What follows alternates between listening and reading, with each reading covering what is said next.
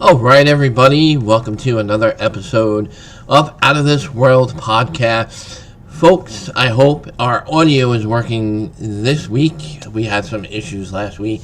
So on YouTube, I have here listed all the platforms that you can listen at any time. If you're traveling, you don't want to watch it live, or if you miss it, you could go back on YouTube at any time, subscribe to the show. You can listen to it on Spotify, YouTube, on Rumble, Amazon, iHeartRadio. It's on those outlets right there. There's a few Out of This World podcasts out there. Mine is Out of This World Podcast Show. Okay, again, Out of This World Podcast Show. That's what it's listed under, because I do realize there's a few of them out there with the same name, and I just want to make sure that, you guys subscribe to the right show. Every Thursday night live, we're live with unique guests every week from 8 p.m. to 10 p.m. Eastern Time. And, of course, tonight I will be sharing we'll be introducing a really exciting guest that I have here tonight. But real quick, guys, want to bring this up real quick. Upcoming guests that we have, get this out of the way. Out of This World podcast is welcoming Andrew Jones, author and researcher of Noah's Ark. Apparently, there's some new scientific evidence that suggests potentially the location of Noah's Ark. Andrew Jones seems to think so. They've been doing some satellite imagery and some really cool radar information and insight on the possible location of Noah's Ark. So how cool would that be if that actually turned out to be a thing? That would be a big change in history, wouldn't it? All right, so Patty Negri, I didn't do a show last week, guys, because I actually had a death in the family. So we had to reschedule Patty Negri from Ghost Adventures. We're going to schedule her for July 17th. Just want to make a note of that, guys. So apologies, had to reschedule her. Of course, family comes first, and thank you for all your tremendous support, everybody that messaged and reached out to us and my family. So, right, guys, without further ado, I want to go ahead and bring this gentleman in a second as I share a little bit about this gentleman, Robert, before we get into things. We have historian Robert Ishoy. Hopefully I didn't botch his name. If I did, he can shoot me after the show. So Robert is a graduate of California State University Fresno, where he received his Bachelor of Arts in History. He also earned associate's degrees in social sciences and in intelligence operations. While attending CSUF, Robert was in the forefront in his department, serving as president of the Classical Society, founder of the History Club, and leader in student government. The thesis on the Discovery of Atlantis was written during Robert's senior year at CSUF.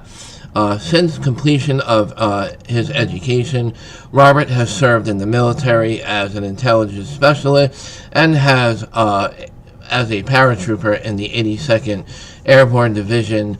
After the military, Robert has worked in corporate security and loss prevention for a major retail and distribution company, and is currently employed as a government contractor under the Department of Defense and intelligence specialist. You can visit his websites, guys, at atlantisdiscovered.org. And also, he's the executive director of the Historical Exploration site as well. You can go to his website, historicalexploration.org. So let's go ahead and bring Robert into our show. Make sure I have the right scene here. Here we go. Hey, Robert, welcome to Out of This World podcast. How you doing? Good. How you doing? All right. You did some research on me. What happened? You did a good bio. Oh, okay. All right, good. So hopefully we sound great. If there are any issues, guys, just let us know. But so far, we're rocking and rolling here. I'm excited because, in a way, like, paranormal investigators are also historians. I like to think of us as historians somewhat because of the research that we do on location. So I'm kind of like really excited to have you on, Robert, because Atlantis is a huge, possibly historical find. You did a thesis on Atlantis, and it talks a lot about that on your website. I want to first ask you, tell the listeners, how did you first dive into Atlantis? What was your ambitions to say, all right, let's do Atlantis. I want to do Atlantis, and what's going on with? How did you get involved? Good question. Well, like you said, it was my senior year that I did the paper, and it was the professor that I wrote the paper for, Jihan Grist, was actually his first year teaching. My junior year, like you pointed out, I was involved in the Classical Society, the History Club. So professors had asked me. They said they were going to have the candidates for this one position for a new professor, and they were going to have the candidates give lectures in my class. They wanted a student's perspective. And so Jihan Grist, he walked in, and I will admit, I was very judgmental. Back then I was young, I was a bodybuilder, and this guy walked in, he looked like a total geek. A little short guy, walked like a duck, wore corduroy pants. By the time his lecture was done, I went to the back of the room and told the professors, hire that man. He was that brilliant. And we're talking about a guy that can read Latin, Greek, French, German, Egyptian hieroglyphics, Samaritan hieroglyphics, ancient Hebrew. I mean, that's the kind of man, brilliant. So I signed up for his classes, obviously, my senior year. One of them was ancient Greek and Roman mythology. So I had to write a paper, and I'm like, what am I going to do? I'm trying to pick a topic. And I thought, well, what's a big myth? Of course, Atlantis, popped in my head. And so I started researching. And back then, we didn't have computers. That's how old I am. I had to go to the library. Huge library, 3 stories high, Fresno State. And you had to know how to look for things in the library. And you had to know the Dewey Decimal Number. Oh yeah. And I kept picking out books out of the library, and they were garbage. It was all fantasy stuff. I'm like, has anybody done any serious research on this topic? Because these books that I'm finding, and I got frustrated. So then I really zoomed in. I'm like, okay, I'm going to do some serious work on this topic. And of course that led me to Plato, because that's where it all is. So I started reading, and the thing that popped in my head was previously at junior college, I had a history professor. He was talking about Ulysses, and he had mentioned that it was possible that the Strait of Messina was the original Pillars of Hercules.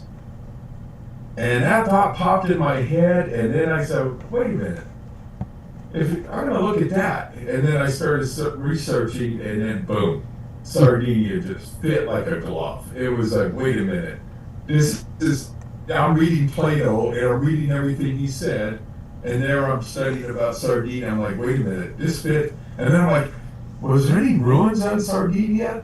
And then I started reading, and oh my God, there's this huge Bronze Age culture, thousands and thousands of these stone towers. And I'm like, okay, there's a lot here. Yeah, and how come this hasn't, and unfortunately, there hasn't been very much academic work on Sardinia in this topic. So there's a lot of room for research to be done. Sure. So that's how I picked it.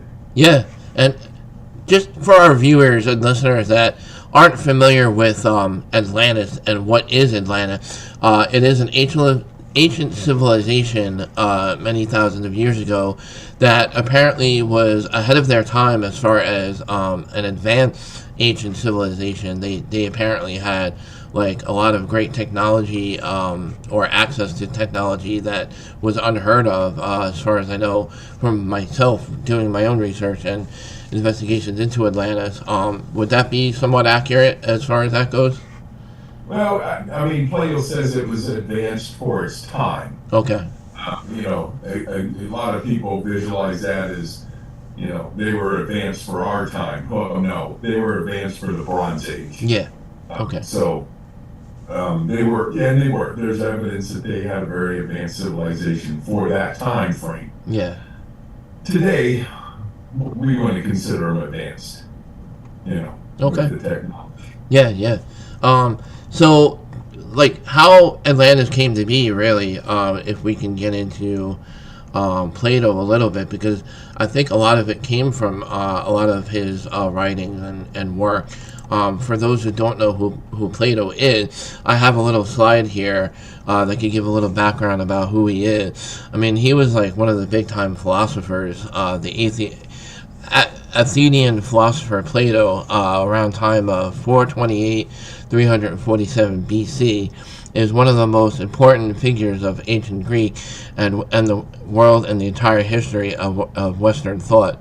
In his written dialogue, he conveyed and expanded on the idea and techniques of his teacher, Socrates. The academy he founded was some of the accounts world's first university, and he trained his greatest student, equally influential philosopher, Aristotle. I think if I have that name correctly, probably terrible at pronouncing these things. But Plato's recurring fascination was the distinction between ideal forms and everyday experience, and how it played both for individuals and for society. In the Republic, his most famous work, he envisioned a civilization governed not by lowly appetites, but pure wisdom of philosopher king. So you can look up Plato and check out his little background there.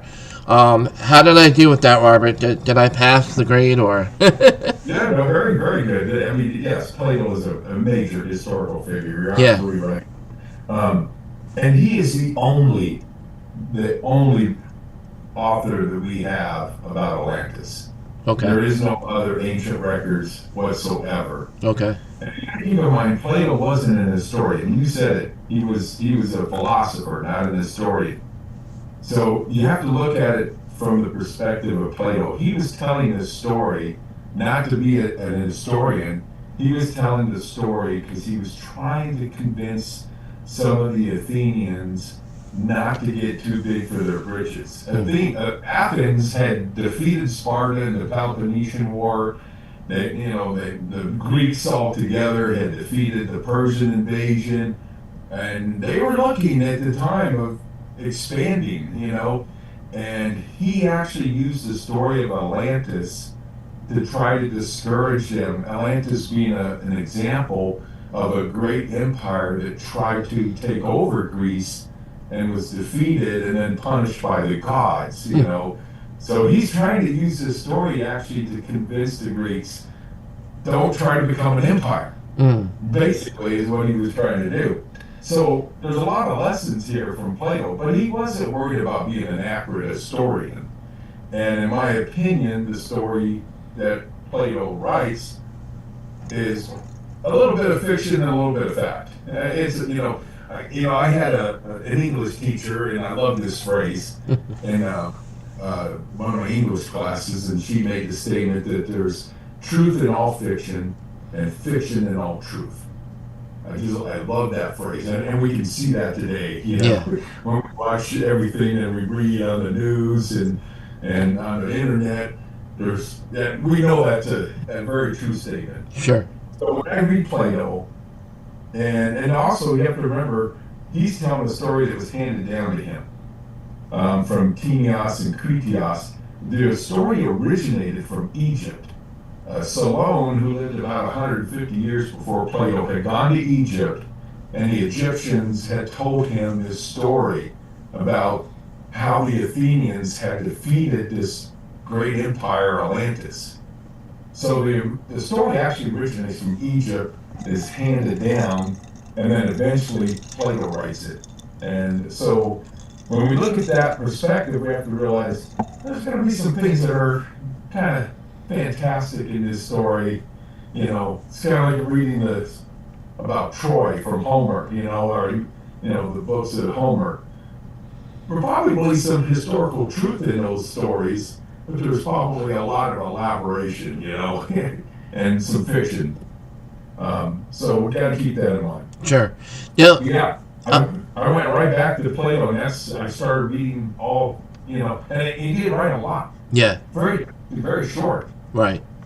His writings on Atlantis. Yeah. Going back to Plato just for a quick second. So do you think in a kind of way, I mean, this is just, like just a train of thought. Was he one of the first to like kind of come up with the idea of government, like the first one to come up with the government idea? As far as being not a king? Yeah. Yeah. Yeah. I wouldn't say he's the only one, but yeah, he's one of the founders. Well, he's one of the founders of a lot of Western thought. Right. Actually. Okay. I mean, definitely him, and of course later Aristotle. Yeah. Who was a little later than Plato. Okay. But definitely. So yeah. Yeah. So I started reading his book, his writings, and then I started researching and again trying to separate fantasy from factual. And right off the bat, probably one of the key factors. I don't know if you got a chance to watch the show on National Geographic. No, I haven't yet. Okay, so after I'm on the star of the show was Simcha Jacobovici from Israel, 3-time Emmy Award-winning documentary, and James Cameron was the executive producer. Nice. So after we filmed on Sardinia, Simcha is on the boat, and he's talking to, I just said his name. Oh my God, I'm getting over it. The producer of Titanic. James Cameron. James Cameron, thank you. He's talking to him on a little computer, and he's telling him, I think I found Atlantis, because Simcha shared with me that he was convinced that I had solid research. And one of the issues at the end was James Cameron says, yeah, but it doesn't fit the time frame. So we got to attack that time frame thing right off the bat. Yeah. So Plato says that Atlantis existed 9,000 years before his time. Mm. Now, that doesn't make any sense because the story talks about how Atlantis tried to invade Egypt and the Eastern Mediterranean and Athens, and that Athens defeated them. 9,000 years ago, Egypt didn't exist. 9,000 years before Plato, Athens didn't exist. None of that existed 9,000 years before. So the story doesn't fit 9,000 years. So people are like, well, why did he say 9,000 years?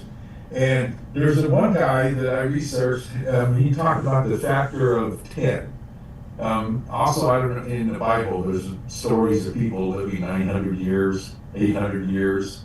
And they're like, did people really live that long? But then again, we have to remember, we don't know what they're referring to in time. They didn't have the same calendar we have. Yeah. And it also turns out that in ancient Egyptian, the word for 100 and the word for 1,000 are almost identical. Really? Wow. So, and both written and verbal. So the story comes from Egypt, and you wonder, okay, was it just a misinterpretation? Either by Solon or by Critias, or the story got handed down. Because when you do the factor of 10 and say 900 years before Plato's time, all of a sudden everything starts to fit. And you're like, everything starts on this civilization on Sardinia, 900 years before Plato. You start like, that was the time of the Mycenaean Greeks. Okay, that fits. We know they defeated Troy. Right. Okay, they existed. Egypt was at the height of its power 900 years before Plato. All of a sudden, 900 years instead of 9,000, everything starts to fit and make sense. So that's a key factor. A lot of people are like, it has to be 9,000 years ago. Well, none of it existed 9,000 years ago. Right. There was no mountains. Yeah. So we're clearly talking about the Bronze Age. Yeah. 900 years before Plato. So that was the key factor. And once I got past that, when I did the research, and I should give the guy name. I got his name written down because I'm bad at names. I'm like, I forget names all the time. I'm bad. His name is, I'm bad at pronouncing names, so don't feel bad. Well, this one's going to be really hard. A.G. Delanopolis. Oh, wow. Something like that. He an earlier researcher on Atlantis. But so I'll give him credit for that. And so then, once I started focusing on Sardinia, I started doing research on ancient Sardinia, and I just kept comparing everything to what I was researching to what Plato said. Mm. And all of a sudden, I was like, wow, all the details fit. Yeah. Well, another big factor is everybody talks about the Pillars of Hercules, because Plato says that Atlantis is in front. Well, he uses different terms sometimes, and you got to remember, it depends on your translation too. Unfortunately, I don't read ancient Greek, so when I'm reading translations, I notice that different people translate just a slight difference, and you're like, right. Okay, who's right, who's wrong? Because I've read sometimes where it says that Atlantis was in front of the Pillars of Hercules, and sometimes it's said that beyond the Pillars of Hercules. But we don't know what the Pillars of Hercules were. The ancient Greeks, none of them tell us where it is or what it is. Was it a landform? Was it some kind of man-made structure like towers or something? We don't know. Now later times, in Roman time, people started to point and say, oh, maybe the Pillars of Hercules is the Rock of Gibraltar. That would make sense. And so then that caught on. But it was total speculation. So like I said, I had that earlier professor that suggested maybe it was actually the Strait of Messina, which is very narrow, the boot of Italy and Sicily, right where they almost come together. There's a very narrow strait, very dangerous. There's a whirlpool on one side, rocks on the other side. So ancient sailors would have to be very careful going through this strait. And if that is the actual original Pillars of Hercules, then all of a sudden it all makes sense. Because if you go past the Pillars of Hercules, where's an island? Yeah. And there you got Sardinia. Yeah. I have a slide here I would just like to show people really quick. I have a visual of something here regarding the Pillar of Hercules. Hopefully I don't lose any audio while I switch over. Here we go. I have a little thing here. I know you guys can hear me. I see my audio up here. Just give me a second here as I work on something quick. Just bear with me. Okay, good. So, the Pillars of Hercules, where myth meets reality, this is kind of like what Robert was kind of getting into a little bit, just for the layman's people here, like myself. Imagine two colossal sentinels guarding a narrow sea passage. These are the Pillars of Hercules, famous from stories and real life, marking a gateway between worlds and mythology. They warn of the edge of everything familiar. Now they're a reminder of how far we've come. Here are some key points to keep in mind. The Pillars began as a myth when Hercules made them during one of his famous challenges, marking the world's end with words, "Nothing further beyond."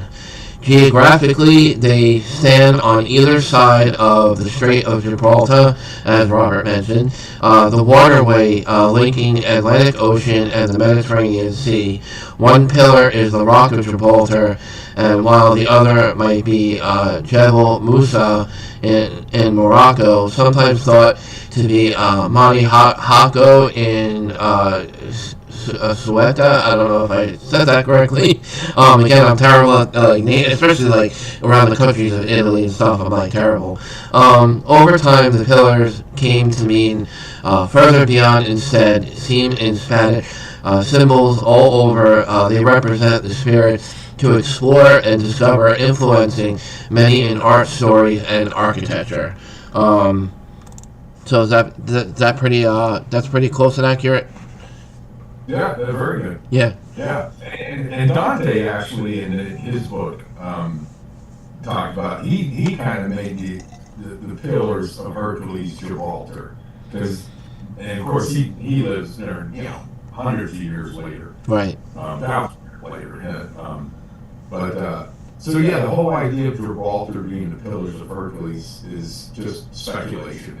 There's no written history from any Greek at all, Herodotus, Plato, or none of them that tell us what or where the Pillars of Hercules is. They just talk, and your reading was very good. A lot of people looked at it as just an end. Yeah. Where was that end? And that end would have been different for different times. Yeah. For Plato, he knew more about the world than they would have known 900 years before him. Yeah. The world would have been smaller to those Greeks. So. Oh yeah, totally. But then, so once we get past, so if I'm right, and the Strait of Messina possibly could have been an earlier Pillars of Hercules, then all of a sudden Sardinia fits absolutely perfect, because Plato said it was a large island. Now, is Sardinia a large island? Well, Herodotus said it was the largest island in the world. We know that's not to be true. Mm-hmm. I mean, Sicily's bigger than Sardinia, actually, and England, of course, is bigger. Yeah. But that shows you that the ancient Greeks considered it the largest. Herodotus, the world's first historian, said it was the largest island in the world. So from their perspective, so you go beyond the Pillars of Hercules, there's this island, and then he said it was surrounded by a continent on all sides. So you have to picture an island surrounded. So if you look out the Atlantic, there's nothing surrounding anything, right? But in the Western Mediterranean, Sardinia is completely surrounded by a continent. You got Italy, France, Spain, and North Africa. Completely surrounds it, right? So that makes sense.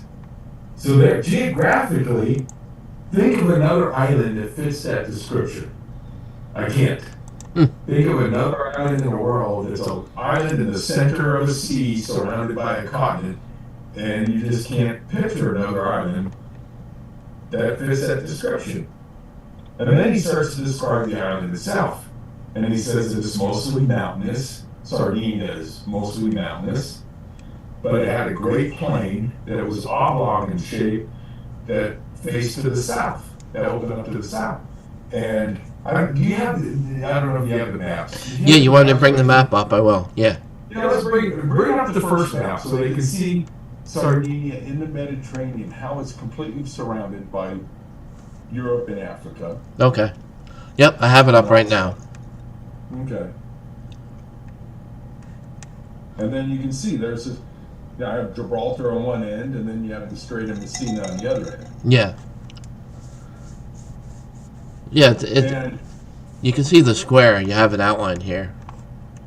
And plus, Plato talks about Egypt and Athens being on the inside of the Pillars of Hercules, right? Yeah. And he talks about Atlantis being on the other side of the Pillars of Hercules. So there you have Egypt and Greece in the eastern Mediterranean, and then you have Sardinia in the west. And Plato clearly is talking about Atlantis being to the west. So right. That's clear. It's yeah. to the west. Okay. And I have another map here. Now the other map where you look at the island itself, that plain in the middle that I highlighted. Yeah. Is called the Campadano Plain. It's very fertile, and Plato said Atlantis had all fertile ground, was very rich. Okay. Mountains were covered with forest, which was true in the ancient world, but not so much today because the Carthaginians cut down most of the trees. Yeah. During their time. So you look at the island itself and where it is fits Plato's description almost exactly. And you're like, okay, it's a elongated island with this center plain, all these mountains, surrounded by a continent. I mean, I can't think of another island in the world that even fits that description other than Sardinia. I mean, it's perfect. Yeah. So, all this, and then it goes on, and then he starts describing other parts of the island. He talks about the fact that there's hot and cold springs on the island. And if you go to Sardinia today, you'll see that they have hot and cold springs. They have baths, so you can visit them, for tourists. And the Romans used them. When I went to one Roman ruin where they had a bath, and they literally had a hot and cold spring at the same location, and the Romans engineered it to where the hot water and the cold water, they could cut it off so they could control the temperature of the water. Nice. Almost like today, I want it at this temperature. But so those are all over the island. And then, he mentioned that there was they used a lot of the stones for their buildings were 3 colors: red, white, and black. You find those stones all over the island. Nice. It's very rich in everything. I have the other pictures that you sent me, the ones with the stonework, with the circular structures. Yes. Yeah, and of course everybody knows he talks about the main city being circular, so you have that circular motif. Yeah. You see that everywhere on Sardinia. All these tower complexes are all circular everywhere. So just all the details just keep fitting, and I when I was doing the research, I'd come home. I had a roommate at the time in college, and the poor guy, every day he'd come home and I'd just be all excited. I'd make one more discovery. I was like, wow, Plato said there are hot and cold springs all over the island. And I researched Sardinia. Sardinia is famous for their hot and cold springs. Right. Wow. And the next day would be something else, He'd come home from school and I'd be all excited. Oh man, I found another one, and it just kept going down the line as I was reading Plato. And then I was researching ancient Sardinia. Of course, you have to look at Sardinia in ancient times, not today, because things have changed. Okay. And then I even found out that there were parts of the island that were submerged underwater. Oh, wow. And you're like, okay, there's a city called Nora on the one coast where it is now a Roman ruins, but underneath the Roman is Carthaginian, below that is Phoenician, and below that is the original Nagare culture. And I was there, we filmed there for the National Geographic film, and I was talking to the local archaeologist, and I asked her in the bay that was right there, I said, I understand there's ruins in the bay underwater. And she said, yes, there are. And I said, have those been researched extensively? She goes, not really. They haven't done a lot of research on them. And then she explained to me that during Roman times, that bay would have been much smaller because the land would have been higher. The oceans were lower. I should say the oceans were lower. Yeah. And I'm like, so you're telling me that it used to be above ground and now it's submerged during Roman times. And that's 1,000 years after Plato's Atlantis. So it's very possible that whole bay was land. And it's been submerged. Yeah. Now, so you're like, okay. Yeah. Have you guys, or anybody has come, I'm sure there's got to be some kind of artifacts that they've come up with by going there. Are there, like, artifacts from digs or archaeological digs and finds? Well, like I said, the Nagare culture, and you got a couple of pictures. I didn't want to take anything off the internet, because it could have, have licensing. Those pictures are my own. Okay. And I got the picture of a couple of the places that I visited with the ruins. I have it up now. But they have discovered 7,000 of these complexes so far. Wow. 7,000 of these complexes so far. Wow. 7,000. Now, some are smaller, some are gigantic. The real big one, the famous one, which is a World Heritage Site, and I'm going to try to pronounce this right, it's called Borumini. Borumini, I think I said that right. One of the largest tower complexes. They didn't discover that place till the 1950s. It was completely buried. And here's the thing, you go there, and it's kind of up on higher. It's not in the mountains, but it's on higher ground compared to the plain, the Campeadano Plain. And you're like, if this thing was buried under dirt all the way to where it looked like a mountain, then what else could be buried that they haven't found? You know, they've already found 7,000 of these towers. There's probably 10,000 more, you know, that haven't been found. So the civilization that was on Sardinia at this time, the 900 years before Plato, was huge. I mean, it would rival ancient Egypt in size. It would take a lot of manpower to build all these huge stone towers, thousands of them all over the island. Wow. And it would have showed they were very advanced technology to build all these. They would have been a big empire, would have had a lot of manpower and a lot of wealth to do that kind of construction over that period of time. So it's very little research is actually being done on what they refer to in Sardinia as the Nadage culture, which I believe is Plato's Atlantis. Okay. Nice. So there's tons of stuff to look at. You can go there and research for a year. That keeps taking us even more further back and like learning, you know, it's just amazing, like what you guys are researching. Yeah. Unfortunately, I don't know why, but we're not seeing the research from the academic world. Oh, okay. On this island. Yeah. Matter of fact, on one of my trips there, I went to go to the museum because I wanted to take a picture real bad of two things that I had saw the last time I went. But they're very strict. You can't take pictures. Oh, wow. Okay. At the museum. But I went there and it was closed, and there was a bunch of young college kids that were working there. And when they found out who I was, because they knew about the show that was being done, they got very excited. Yeah. And they got me in the museum, so I was able to take the pictures I wanted of a couple of key things, and I sent you pictures of those two things. We'll talk about those later, the Egyptian writing and the what they call the oxide.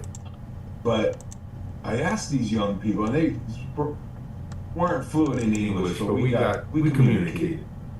And I asked them, they were all young people studying archaeology and history. And I go, oh, you've got so much stuff to do here, you know, to study on your own island. Yeah. And they told me there was no archaeological work being done at all. Wow. None. There was the Italian That's crazy. government. Yeah. Nobody was funding the university, the government. Nobody was funding any research.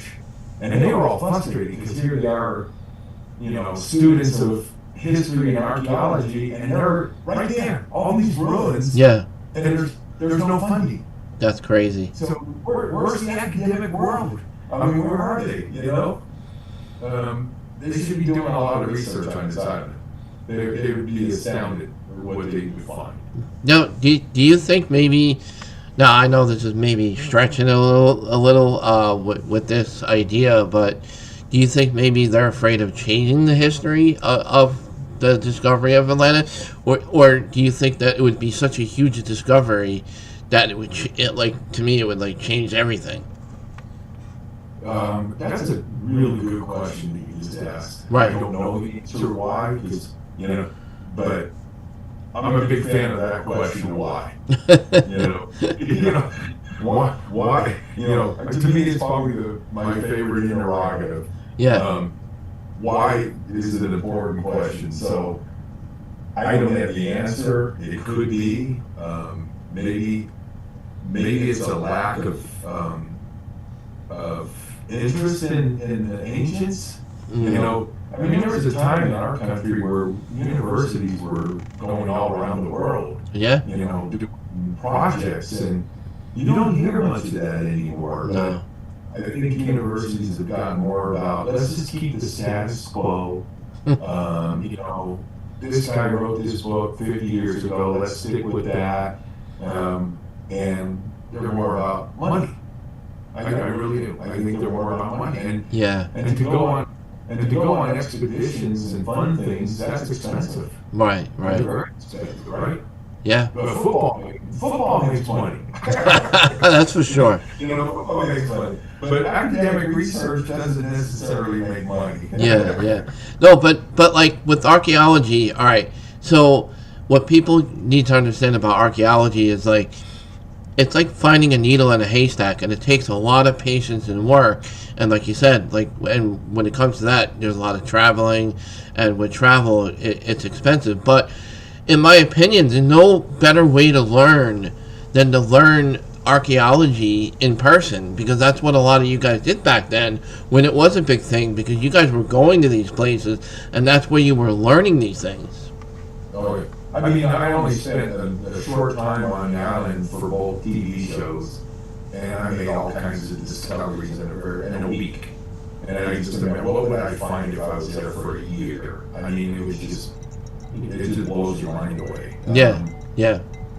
And it's kind of unfortunate. The work isn't being done. It's not being done. And I, the way it works, okay, I have a theory. First of all, let me say, any honest historian or archaeologist should admit that they don't really know anything. Right. They're not perfect sciences. Sure. They're like mathematics. We know mathematics, 2 + 2 = 4. We know that. But when you talk about history and archaeology, it's not a perfect science. Sure. But you take smart people and they make very good educated guesses, and I respect that. But any good archaeologist and historian will say, I'm not 100% sure, Because even if I read a history book and I go, okay, this history book was written about something that happened 1,000 years ago. Right. Who wrote the book? Is it accurate? And then you have to compare and contrast to other things and say, okay, well, I'll take this book, but I'm going to read this other. Like, if you study, I'll give you a good example. If you study the War of 1812, Okay. I took a Canadian history class, and the professor was Canadian. I remember doing an essay back in high school. Okay. So if you study the American version of the War of 1812, and then you study the Canadian version, they're not the same. No. They're exactly the same. Okay, the Canadian version says this, the American version says this. Which one's true? And you got to compare and contrast and say, okay, well, they both agree on some things. So those things might be more accurate. Right. See what I'm saying? So in archaeology, it's even harder. I mean, you're looking at rock, and you're like, okay, I can't date this rock, but there's some wood that's next to the rock. Well, I can date the wood, and that gives me maybe an idea of how old these rocks are. But you don't know for sure, So, Yeah. It's a challenging field, but. And it takes a lot of work from a lot of different people. If the research was done, they may completely, later on, 50 years, 100 years after I'm gone, they may be able to completely discredit my theory. Or they may turn around and go, wow, he was on it. Yeah. This guy got it. Yeah. I mean, That makes that's sense. how it works. It sounds like a very good lead to me. So, I mean, there's tons of research to be done. Sure. But me personally, with my research, it just all fit. And, Yeah. And there's a whole history. I mean, you think about the Eastern Mediterranean. We know about Greece and Egyptian history. We have the Bible for the Middle East. We have a lot of things that we do have knowledge of. And then you think about the Western Mediterranean during that same time frame, and we don't know anything. Well, I hope. Not until Roman times. Yeah. Do you I mean, how are you with technology as far as all right, archaeology and technology has come a long way these days. So you have satellite imagery, you have 3D mapping, you have LiDAR. They're discovering huge findings of ancient structures and things using this equipment. Has anybody thought of going that direction with Atlantis? LiDAR, that's a big one. Yeah. Okay? Now on the show, the History Channel show, Zachary Quinto, Yeah. they actually brought in these two experts. We had gone to this grave site on Sardinia, and there was supposed to be writing on this rock. And the naked eye, you couldn't really make it out. You're like, okay, I kind of see it. But these two experts, they came in and they have this lighting technique. They use all these different spectrums of light, and they do a big black tent to completely dark it. And they took pictures of this. And from my research, I told them before, they took the pictures, I go, I'm willing to bet that's Canaanite writing. And they're like, no, it can't be. Yeah. There can't be ancient Canaanite writing on Sardinia. Then the next day they came back.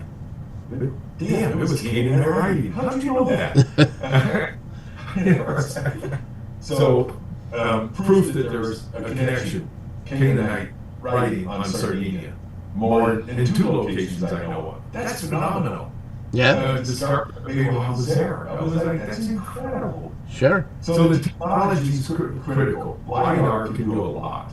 Yeah. Because again, these things are buried underground. Right. The only way you're going to find them is LiDAR. Yeah. There's a lake. I'm kind of jumping around, but I get excited. Yeah. No, that's okay. So after my first show, I got an email. And it was a guy from England, because it was Virgil Mobile UK, right? And he just identified himself as Tony. And he said in the email, I grew up in Sardinia, and there's a lake in Sardinia called Santa Guista over on the western coast of the plain. He says the fishermen told me that there's a city at the bottom of the lake. He goes, you should look there. But again, I didn't have his full name. I don't know who he is. He just didn't identify himself. And I'm like, I started researching this lake, and there is Phoenician ruins believed to be at the bottom of the lake. Wow. And as you know, cities used to be built on top of cities, right? Sure. So just like Nora, the Romans built on top of Carthaginian city, which was built on top of a Phoenician city that was built on top of an Agari culture civilization. So if you had the capability with the science to go to this lake and not only penetrate the ground, but you have to penetrate the water and then the ground underneath the water. But if you did that, what would we find? We might find the actual city that Plato talks about. You don't know, Yeah. The lake is circular. That would be incredible. And it's not a natural lake. I researched it's not a natural lake. It was sometime in history. It was not made naturally. It's perfectly circular. Wow. So yeah, I would love to go there with the technology and research out and see what you find at the bottom of that lake. Right. No, I have artifacts there too. Oh, I bet there's tons. Yeah, the reason I bring that up too is because they recently used some kind of satellite imagery, LiDAR, on the Egyptian pyramids, and they found these colanders or this structure that goes way beneath all the Egyptian pyramids. And of course, I'm actually an acquaintance of Dr. Zahi Hawass, the Egyptologist over there. I interviewed him many years ago. It was a great interview. It was one of the most memorable interviews I ever had. He's a very interesting archaeologist, needless to say. But of course, right away, he poo-poos the idea. He's like, oh, they didn't have no permission, and he's always he's the straightforward Egyptologist, the most straightforward you could ever but But of course, like it's like all over the internet. It's like all over the news about, you know, like the theories that people thought of you know, it you don't just it's not just the pyramid. There's a lot more underneath. Yeah. You know, Yeah.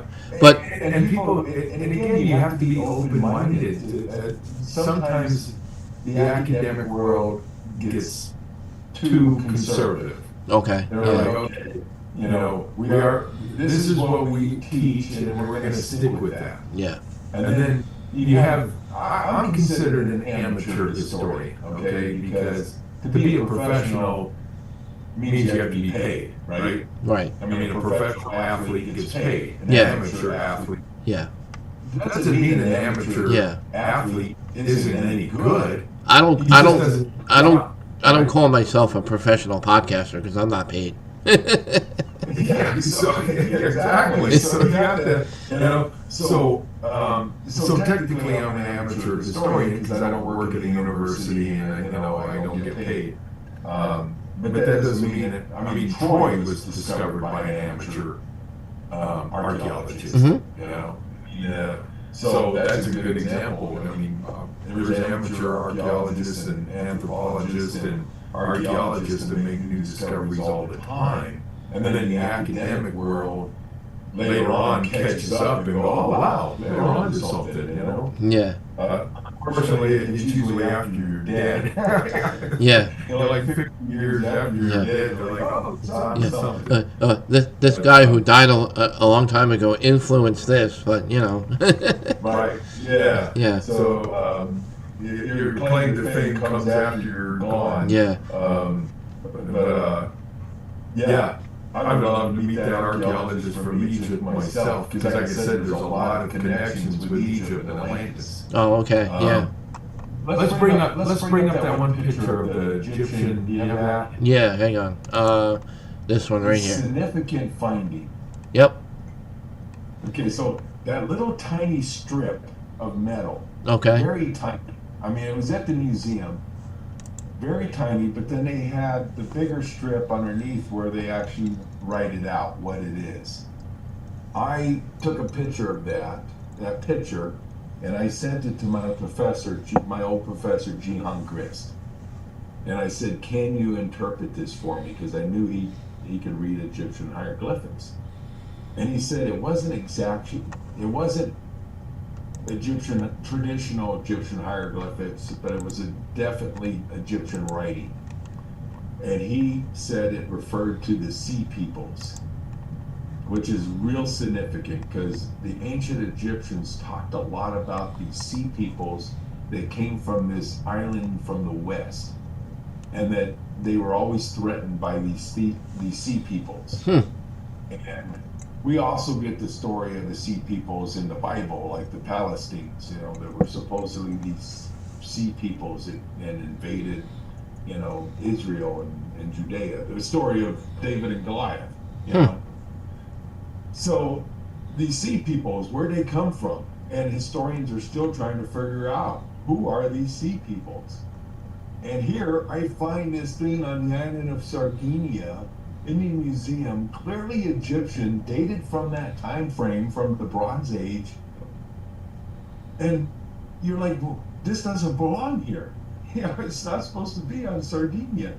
So were the ancient Atlanteans on Sardinia the sea peoples? And I bet you this Egyptian scholar that you interviewed would have a lot to say about that. I would be fascinated to hear what he'd have to say about that. Yeah. You know? I can email it to him if you'd like. Yeah, definitely. Send him that picture and get a response from him and tell him it was found in the museum in Sardinia.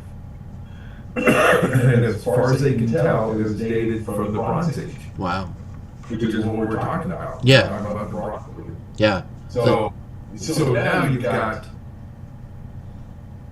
evidence that there was an Egyptian influence on Sardinia during this time, Canaanite influence, Greek influence, because the way the towers are built are very similar to the Greek beehive tombs of the Mycenaean Greek period, and the rock the way their towers are built is very similar to the way the Mycenaean Greeks built their cities and their walls. Right. And then I also strongly believe that there's a strong influence from Minoan Crete, the Minoan civilization on Crete on Sardinia. I found that's the oxide I sent you. Yes. The picture. An oxide, it's called an oxide because it's supposed to look like a hide that's stretched out in the four corners. Yeah. So that picture. And that oxide was in the museum on Crete. And that's from the Minoan civilization. Do you have that picture? Yeah. That's this one, right? Show that if you can real quick. And if your audience looks real hard in the center, there's an engraving of a trident. Okay. And a trident is important because what does a trident represent? To the ancient Greeks, the god Poseidon. Oh, okay. Wow. Okay. And Plato, in his story, said that Poseidon was granted the island of Atlantis as his, and that he actually started Atlantis. And that's what Plato says.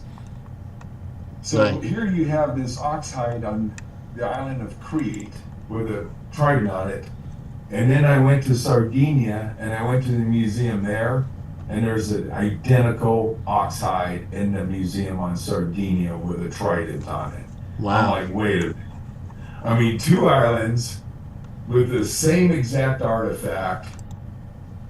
There's a connection. Yeah. I mean, you can't deny there's a connection.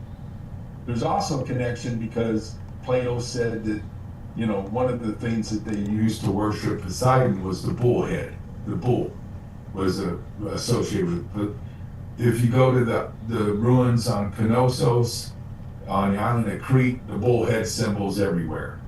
If you go to Sardinia, you'll find a bull head symbol on some of the ancient ruins there. One of the graves I on the show with Zachary Quinto, we climb into the grave and there's a boat of an Egyptian boat on one wall, and the front wall there's the head of a bull. It's like, okay. Yeah. In plain sight. Yeah. Yeah. There was also a DNA study done, and the DNA showed that the modern Sardinians are somewhat related to the ancient Minoans of Crete. Their DNA is somewhat similar. So I actually believe there's a whole history there. Now, have you heard about Thera, the volcano? Yes. Okay.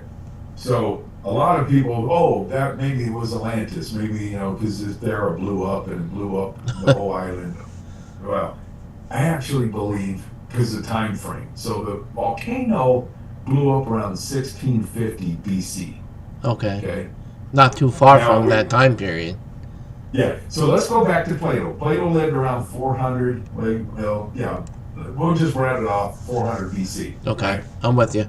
900 years before his time, if I'm correct, would be around 1300, right? Or about, am I doing my math right? Around that period. Yeah. 1200 BC. We're guesstimating. Yeah, we're guessing. Now, this culture on Sardinia, the Nadagi culture, again, they don't have exact dates. The best they can tell is it kind of really rose up around the period of 1500, 1600 BC is when it really started to rise up. And then it kind of ended around 1200 BC. So you have about a 400 period that this civilization just exploded, right? And started building these towers everywhere. So Thera blows up in around 1650 BC. Now, when Thera blew up, it was the largest volcanic eruption known to man at that time. It would have caused total devastation in the eastern Mediterranean, including Greece, the island of Crete, Asia Minor, and even Egypt would have all been affected by this huge explosion. So what happens when you have a natural disaster? What are people's reactions? Run. Run, right? Well, I mean, thinking even in modern times like Katrina, some people will stay and rebuild, right? But some people are going to go, hell, I'm looking for a new place. Yeah. I'm out of here, Yeah. I'm moving. I'm far from here. And they're going to look for a new home. So I honestly believe that there is a possibility that this explosion led to the birth of Atlantis. Not the death of Atlantis, but the birth. But the birth, okay. Because the time frame fits perfect.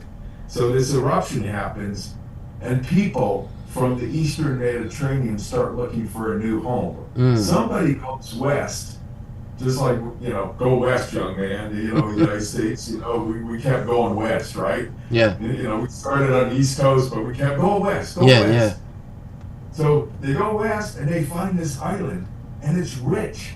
It's got forest and fauna and flora and all kinds of minerals and silver and obsidian. I mean, it's a rich island. And the word gets out.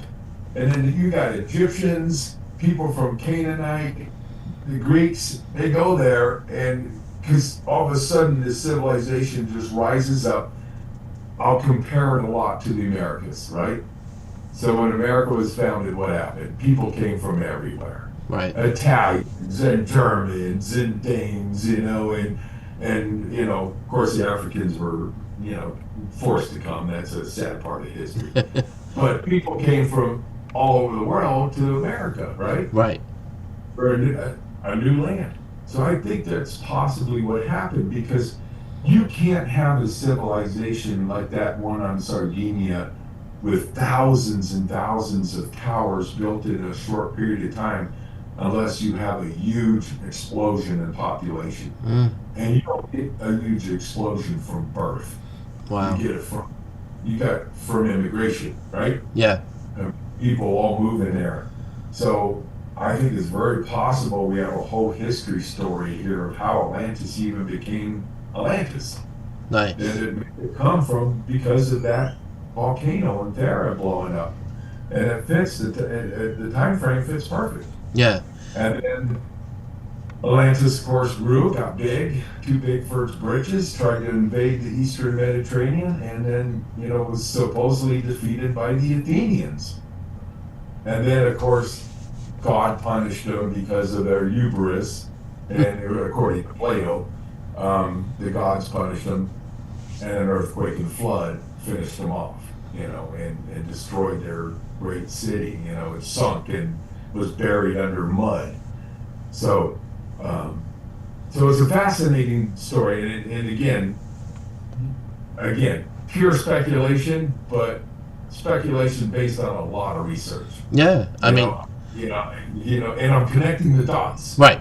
And that's what you do as a historian. You're like, okay, does this fit? And does it pass the logic? You have to look at, is it logical? Is this even possible? Yeah. And I think there's a whole history here we're missing, a whole history.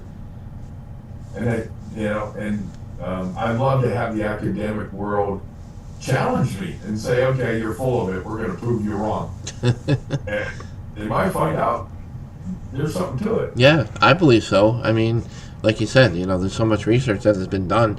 You can't just ignore all that research. This is where it brought us,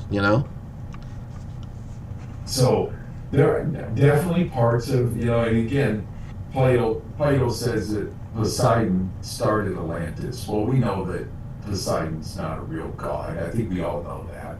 I mean, maybe some people still believe that the ancient gods are real, but most of us don't. But then we also know that in the ancient world, if you were a man that did incredible things, sometimes you were deified. Yeah. Like Ulysses and Hercules, and Hercules, was he a real man or was he really a god? Because they say that he was half god, half man. Achilles was half man, half god. Mm-hmm. So when you did great things in ancient history, a couple of generations later, people were saying, "Oh yeah, he must have been a god," So, if this man did go and start this civilization on Sardinia or on Atlantis, yeah, maybe it was a real man, and later on he was like, "Oh, he's a god," but he did. Yeah. He started Atlantis. Wasn't I don't know if I have this correct or not, just because it just amazes me how much history you retain as a person, with all the topics that I learn about and know of, and just all the things that fascinate me. But was Hercules like the son of Zeus, right? If I have that correctly, or he was. Oh, you're not now. I'm going to say I believe he was. Okay. He was a demigod. Okay, So and that's why that's where that rumor came from, that he was somewhat of a god, because his father was Zeus, and he was like half human and half like the demigod thing. Yeah. So it's clear that great men in the ancient world were sometimes later deified. Yeah. At least as a demigod, if nothing else. Right. Yeah. But, not the demigod from Ghostbusters. We're not talking about that type of demigod. Yeah. Yeah. But and Plato clearly says that Atlantis was an empire, that it not only controlled the island itself, but it also controlled parts of the continent that surrounded it. So we look at that and okay, if that's true, then they would have probably controlled North Africa, Spain, France, and Italy, and they would have spread out. And the Balearic Islands, because Plato says that there were other islands to the west. And just west of Sardinia are the Balearic Islands. Again, another thing that fits. Perfect, description. Yeah, exactly. So then you start to wonder, well, if I'm correct that there's this whole history that we're missing in the Western Mediterranean compared to the Eastern Mediterranean for the same time frame. Okay. We know a lot about Greece, we know a lot about Egypt, but we don't know jack about the Western Mediterranean until Roman times.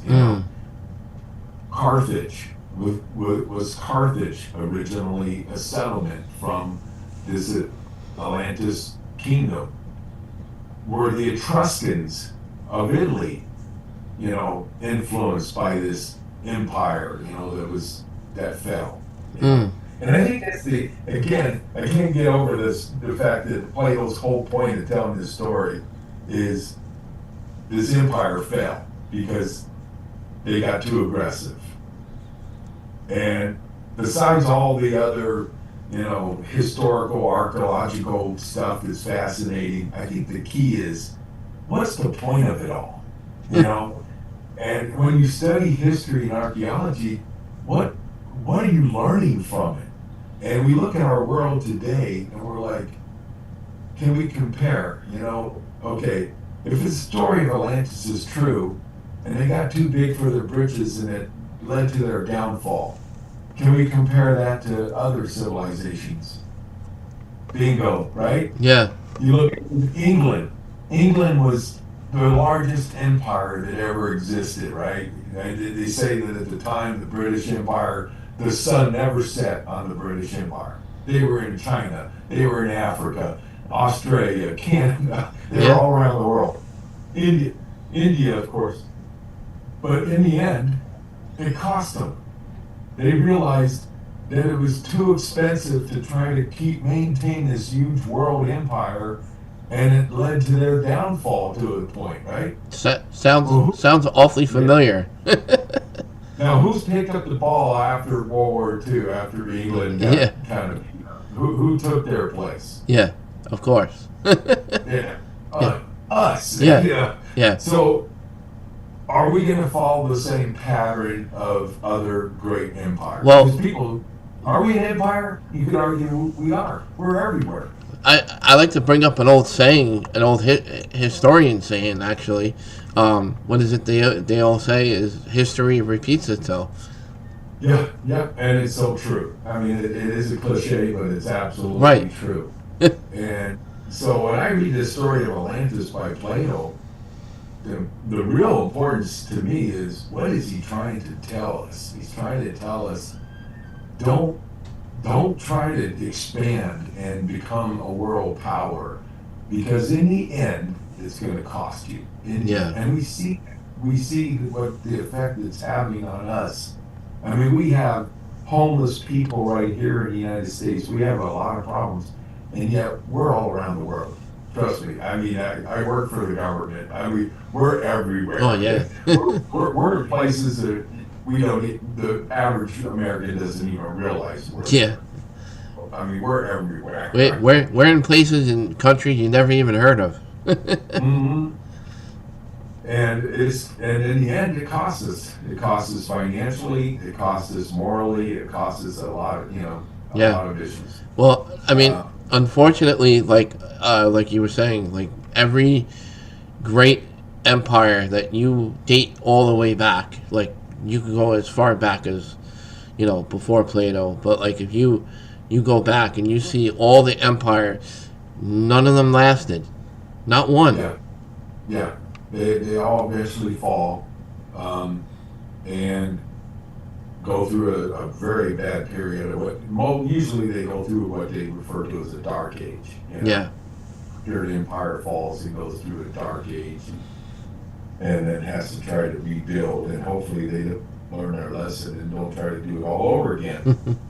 So that's the real meat of Plato's story. I mean, but again, I personally think he was talking about a real civilization, but I also think the story itself in his writings was totally embellished. There was a lot of things embellished. I mean, he talks about cities where the walls are covered gold and silver, and I mean, okay, he says the island was as big as Libya and Asia together.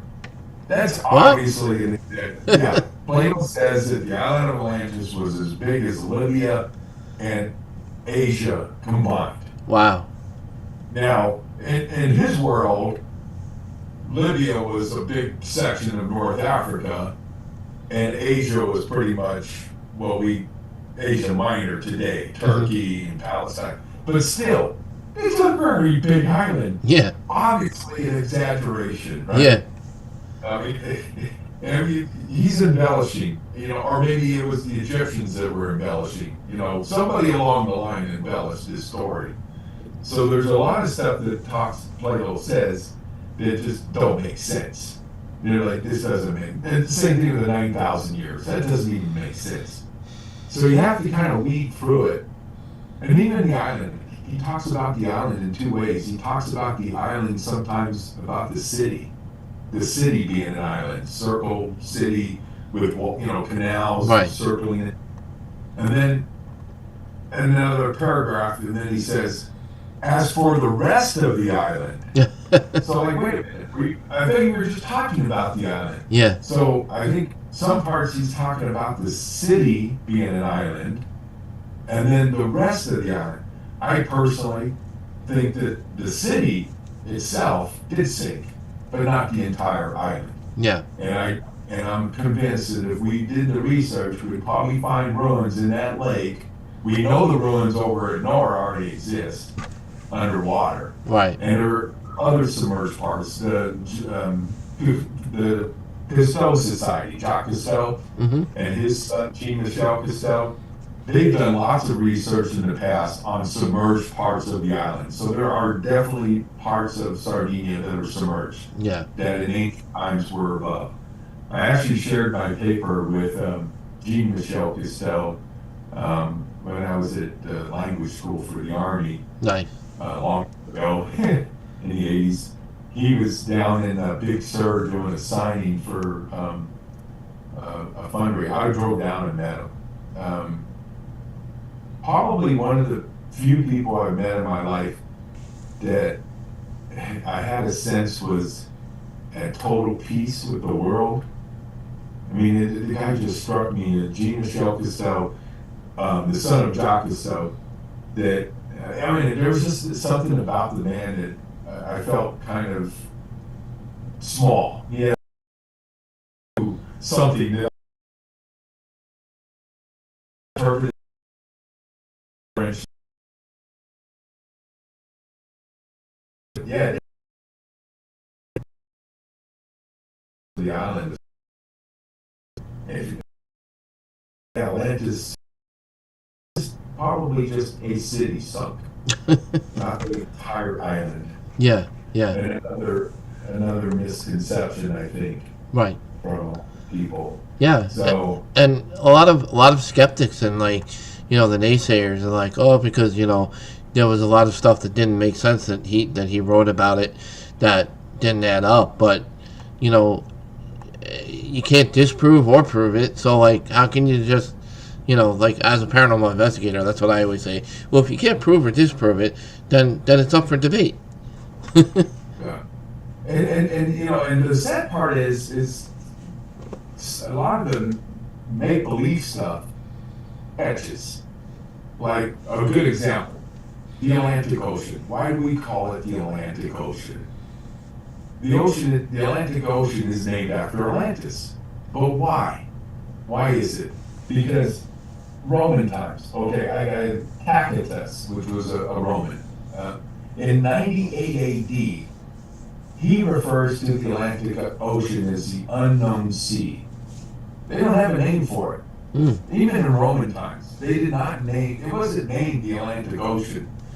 Later, because of Dante and other people, like, oh, Atlantis must have existed beyond the pillars of the Gibraltar. They named the Atlantic Ocean Atlantic after Atlantis. But the ancients didn't. They didn't call it, the Romans referred to it as the unknown sea. I mean, that's 500 years after Plato. Yeah. So, things stick. And unfortunately, false stuff sticks. You know what I mean? Yeah. I mean, and we see that today too. Oh, you sure. See that, social media is huge. So something is said on social media. Oh, yeah. And it spreads like wildfire. Yeah. And before you know it, everybody's accepting it as a fact. And it's completely false. It was on the internet, so it must be true. Yeah. Exactly. So, I mean, another lesson learned from history, right? Yeah. Maybe we want to take a step back and go, I'm going to research that, but I don't know Right. if that's true. Yeah. That's actually something. It's funny because when the whole, I don't want to bring up politics, but like with social Right. media, like I won't either. like the whole fact checking thing, and then that got out of hand, and I was like, you know what? If I'm going to post anything, I'm going to do my own research. I'm going to put my own resource of information. I'm not just going to put my opinion anymore because it doesn't even matter. So Right. Here's the information. You take it and you run with it. Yeah. And I'm 100% with you. And thank God you got the audience you did, because these people they're willing to listen for 2 hours on a topic to learn something in depth, not just, a 5-minute little blurb, that gets people excited. And so your listeners, I'm going to give them a compliment right now. Thank you for joining us in 2 hours on a topic more current. We're too biased, because we lived through it, so we have our bias. So the further you go back in history, the less bias you have, right? If you're studying about the ancient Greeks or the Romans, I mean, you didn't live there. We weren't a part of it.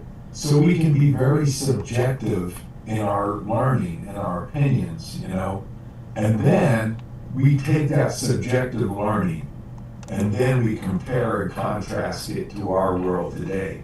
And we go, wait, what lessons did Rome learn? The Romans built, when the city of Rome got real big, because, it was the biggest empire in the world. Romans, the city was big, it was the biggest.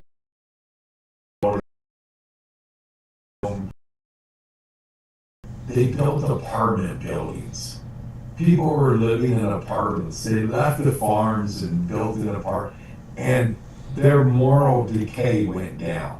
Now, I'm not saying everybody who lives in an apartment is a bad person. Yeah. I'm just saying that when we read about ancient Rome and we go, wow, in the early Roman period, they were very moralistic people.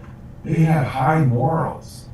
But later in Rome, when it became an empire, and they were all living in the city in these cramped little apartment buildings, which sometimes collapsed because they were built terrible, and by the rich people, it didn't care.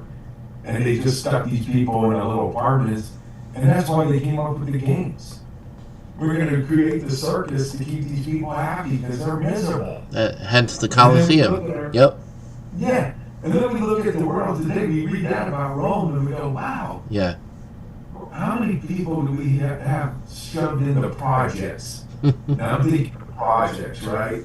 Not a nice apartment building, and their lives are kind of miserable.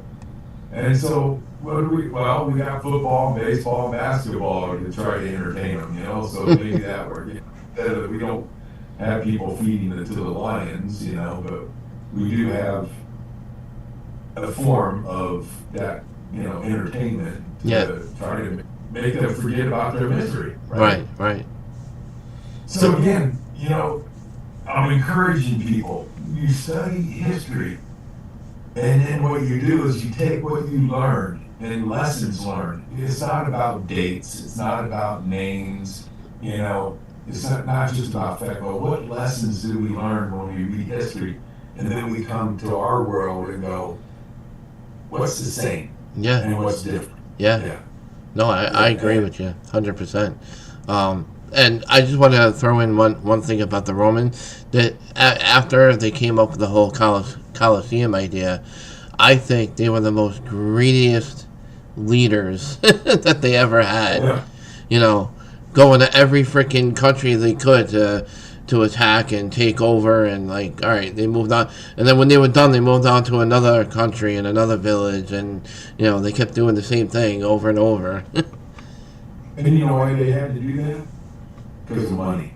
Yeah. They had, every time they conquered a new place, they would basically take the riches, and they had to keep that money flowing back to Rome. Yeah. Right? Yeah.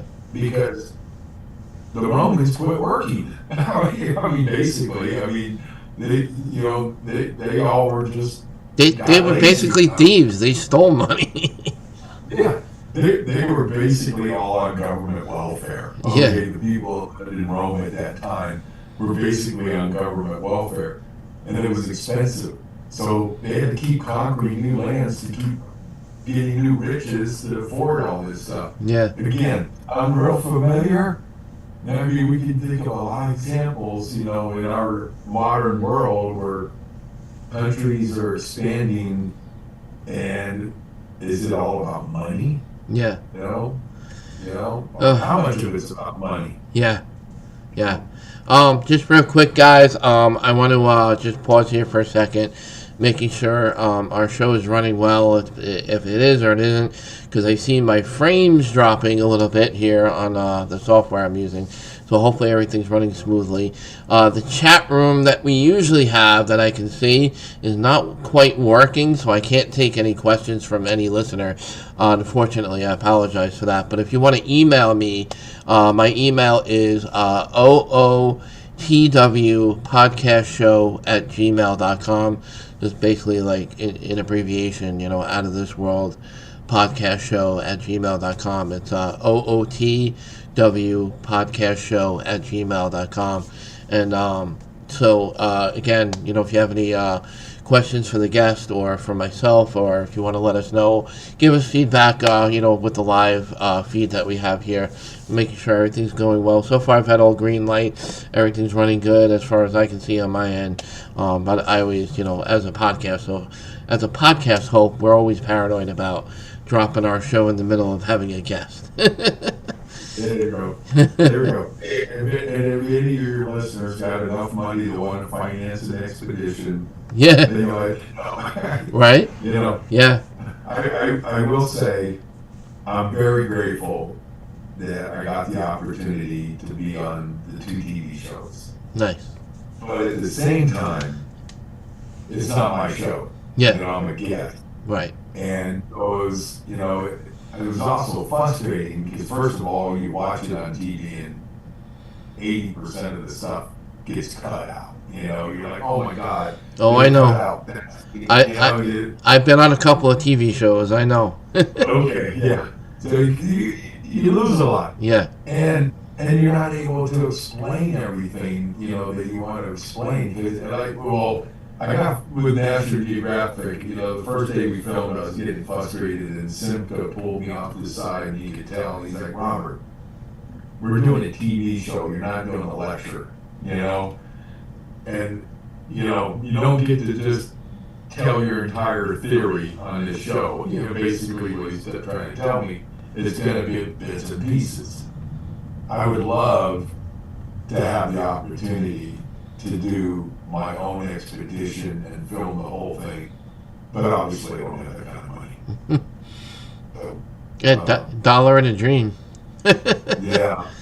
You know, Like I said, I could literally spend a year over there and just make so many discoveries. It needs serious attention, I think, and I think maybe that's what it is. It's just like a lot of lack of funds. You know, a lot of the funds are going to different things that aren't, you know, what we'd hope to go to. You know, as far as like archaeological finds and digs.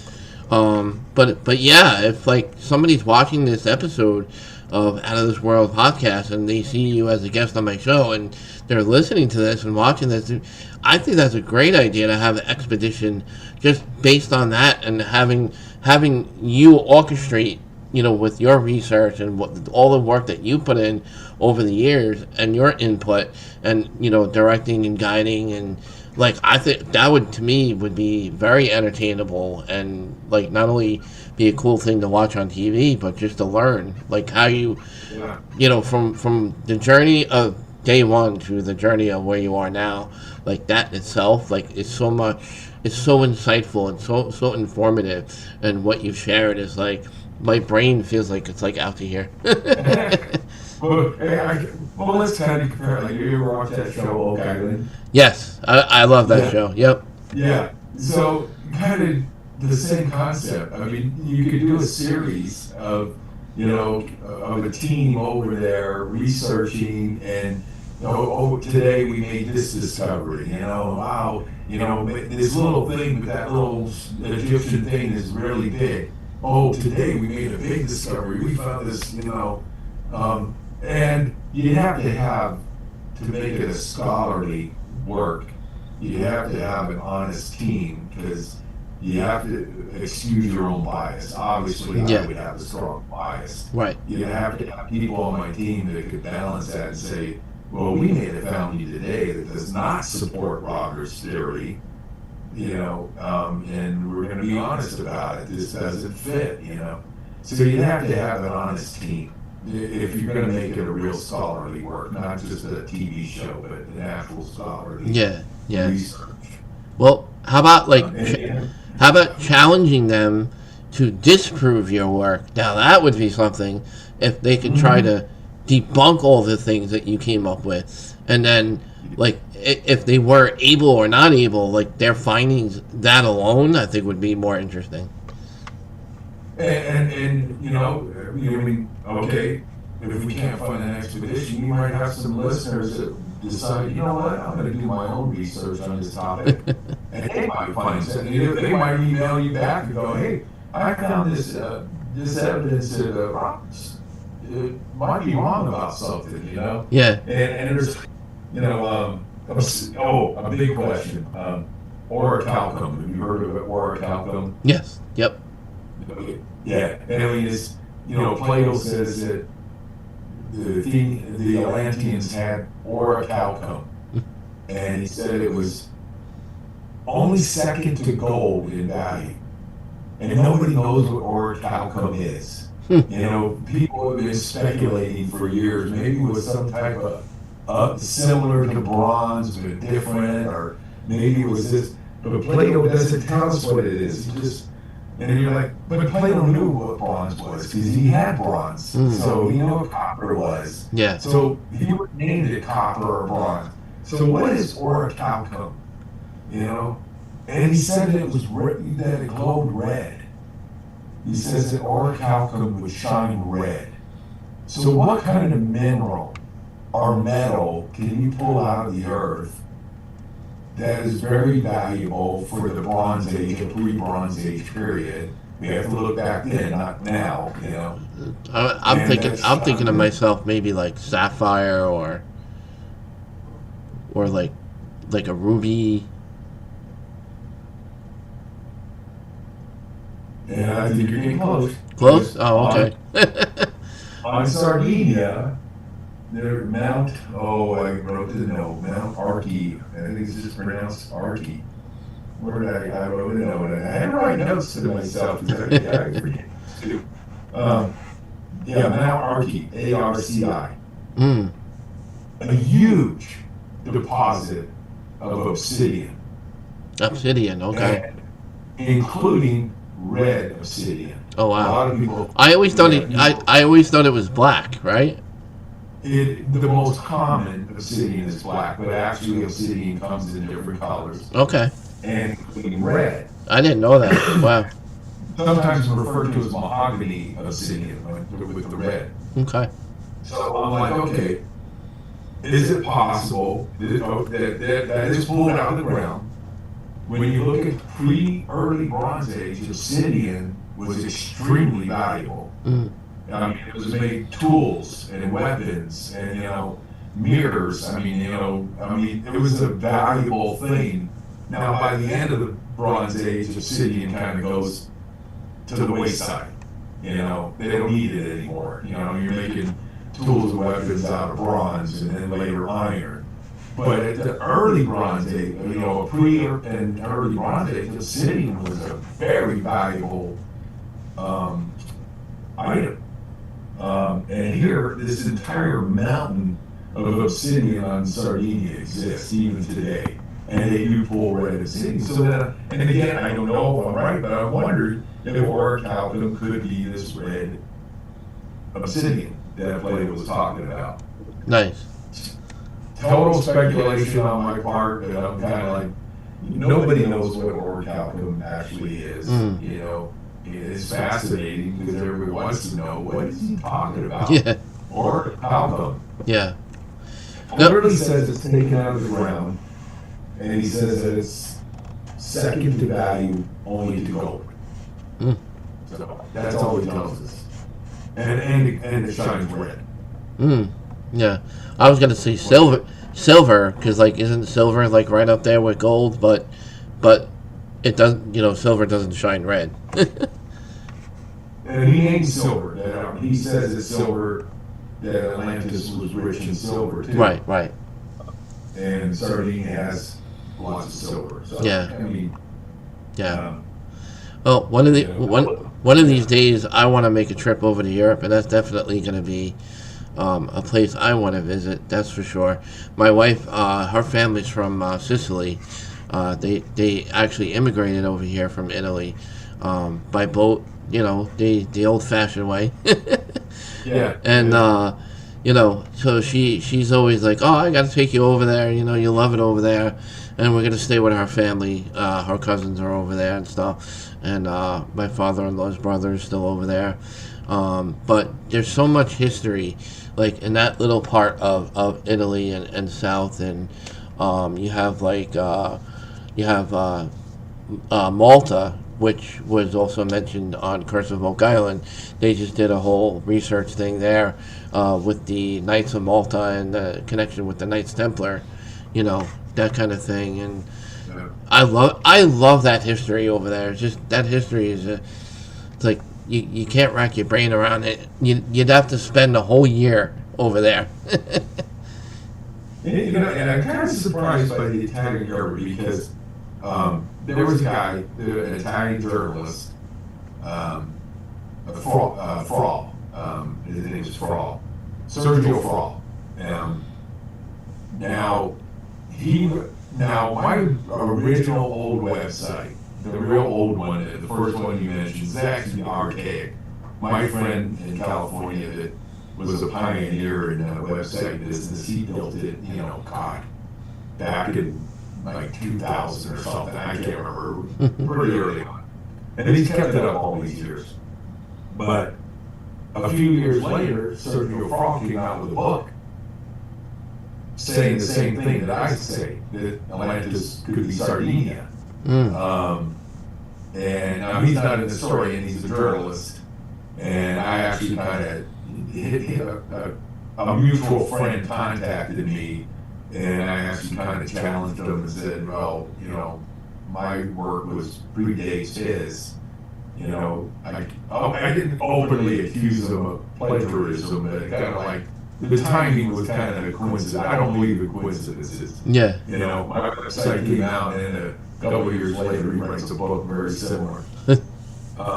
But my point being that if we're correct, me and Sergio Frall are correct, you would think the Italian government would be interested because they're actually paying people to move to Sardinia. The Italian government will pay people to move to Sardinia because the villages in inland are just, young people are leaving.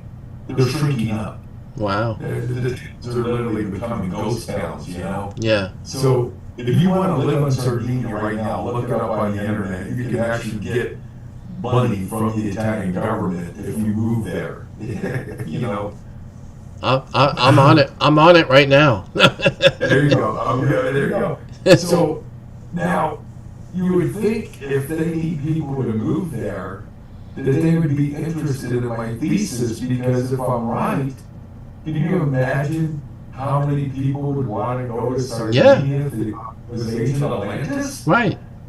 I mean, not for nothing, but you have all these, like, shipwreck and treasure hunters, like, doing all these new TV shows, right? And they want to find these, like, really unique, shipwrecks that have yet to been discovered, and they think they have this big loot on board, and, it's a big payday for them. So you would think that, like, researchers like yourself would be, like, on top of this, because, like, imagine the artifacts and the gems and all the great finds you would come up with. All the discoveries that are yet to be made would be it would be tremendous. Yeah. So I'm going to challenge again, governments and the academic world. Yeah. Where are you? Yeah. Where are you? We spend a lot of money on other things that we don't need. We won't get into politics. But, yeah. Where's the money going into the arts? Yeah. And your show, you can do 1,000 shows on different topics about all kinds of foundings all around the world that are fascinating. Where's the academic world and the government support for this type of research? Right. Because it's fast. Yeah. First of all, fascinating stuff, and second of all, lessons learned. Yeah. Every time you find new findings, there's new lessons to learn from them. Yeah. Some people are like, well, why do I care about history? That was a long time ago. Well, you better start caring. Yeah. I agree. Yeah. I totally agree. All right, so I get on my soapbox sometimes, don't I? Yeah, no, it's okay. We all do.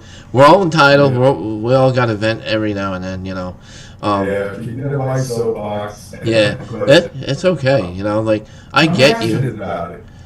All history, not just Atlantis, but all history. Sure. I'm so passionate about it. Me too. I personally have learned so much in my past studies. I would even say to the point that it changed my life. Yeah, definitely. Definitely. It changed the way I think about the world I live in. It has changed some of my religious beliefs through my research. Right. Political beliefs because of research, and you're like, it opens up a whole new world. Yes. You know, That's a good put it right there. yeah. So to add further to that point, Rob, so like me, I was influenced by two people that were in the paranormal field. One of them was a mentor of mine in podcasting. He recently passed away. Good friend of mine. So if it wasn't for him and his partner, I wouldn't have the style that I have regarding podcasting or the way I do paranormal investigations, because they are the ones who kind of guided me to the historical aspects of what we do, because they were like, all the gadgets that we use on investigations, all the tools and stuff, they're fun, but a lot of these people that we're trying to communicate with on the spirit world of things, they were people, they were living people before us, and Right. they're part of history. They have stories to share. They have messages they want out. They want their stories told, and that's what they were about. Not just the paranormal, but connecting history through the paranormal investigation part.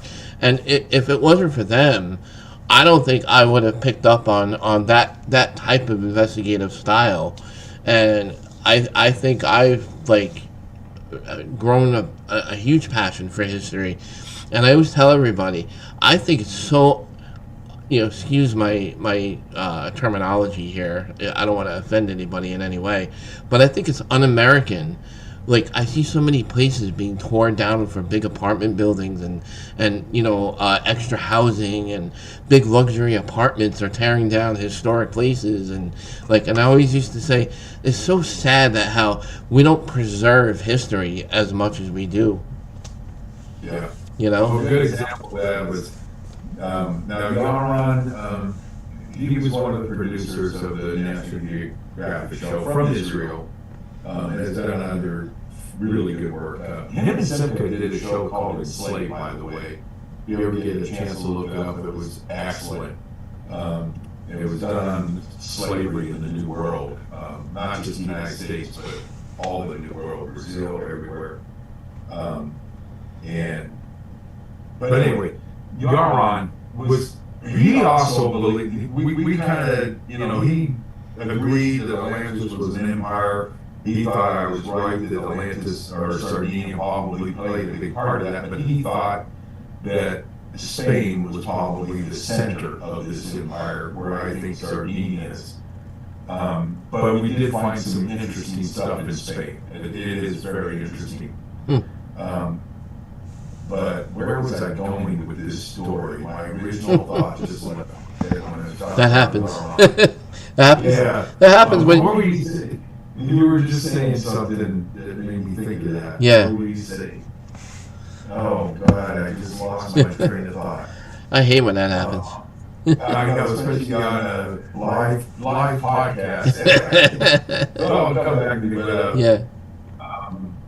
I lost my train of thought. Yeah. Right. That's okay. If you think of it, that's the great thing about, I love being my own producer, because I was on networks in the past, and I always had to narrow down the time frame, or always have an hour show, and never had enough time to interview somebody for more than an hour. And it was really less than an hour, because by the time you get your intro going, by the time you get your questions lined up, an hour goes by so fast, and then you forget to ask the questions that you wanted to ask. Right.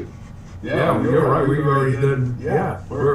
We've beaten up most of the 2 hours already. Yeah, and I think we touched up on a lot of stuff. We have, I find your paranormal investigation. I'm 68 years old, right? This month, 68. So you get to my age and you start thinking about the end.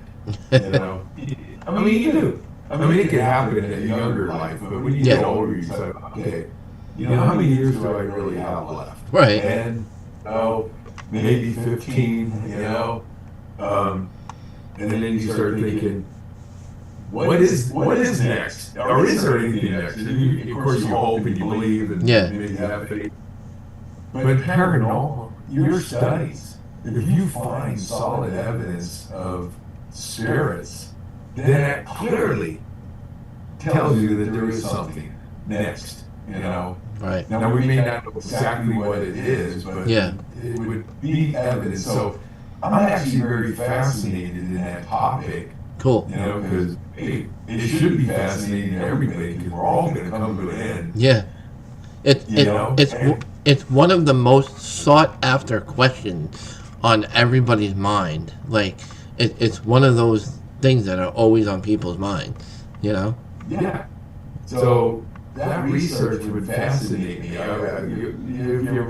you ever make a real big discovery, share it with me, you know? Oh, absolutely, I will. We're definitely going to keep in touch. Okay. Yeah. Because that's fascinating to me that you do that. Yeah, I always believe in staying in touch with the line of work that we do with whether it be podcasting or the paranormal, because you never know who with someone's background that you may need to connect with or link to with their expertise in something, which I've had done before, where I've had guests on my show. I've had a person with good background in the Knights Templar. He also was good with like Nordic history and all that. And I had something, you know, along the lines of a paranormal experience, but with Nordic. And there was this Nordic writing that I needed an expertise from. So I contacted him. And I said, do you think you can translate this? And I sent him pictures. I photographed it and like sent it to him. Unfortunately, he couldn't decipher what it was saying because it was so like I mean, it was like ancient Nordic that I came across. But like runes? Yeah, like Runic. Yeah. So like, but that's why I like to stay in touch with people, because you never know who you know if you need somebody. Yeah. Hey, my train of thought came back. All right, there you go. See? Yeah. So you're talking about cities that were, you know, they're burying stuff. Yeah. So one of the findings that Yaron had discovered in Spain was a city. It was a very south part of Spain. There was an actual they were building a huge apartment complex, and during the excavation, they found that there was ruins of an ancient city in southern Spain. Mm. You know what they did? They built the apartment complex. Oh. They covered it. They covered the whole thing.